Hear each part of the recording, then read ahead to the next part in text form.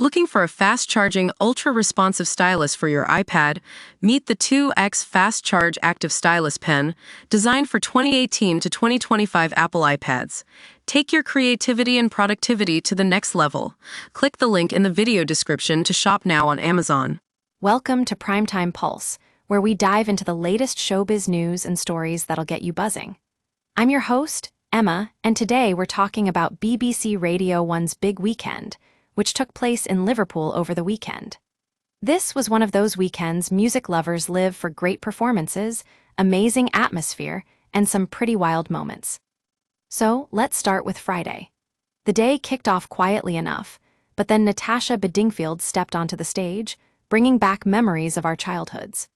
But the real highlight came when Grennan took to the main stage, 3 years on from his last appearance here in Coventry, and he's still one of those rare musicians who genuinely appreciates every bit of success he gets.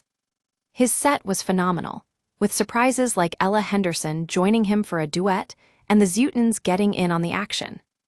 But it wasn't all smooth sailing. Tom Odell was not best pleased with the crowds that flocked to see Ed Sheeran, who brought his A-game to the Radio 1 new music stage. It was like he'd cast a spell over the crowd, and even I couldn't resist singing along to his tracks.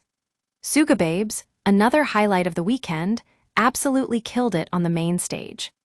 Saturday's lineup included Sam Fender, who brought a manic energy to the stage. If you were lucky enough to score a spot near the front, that is.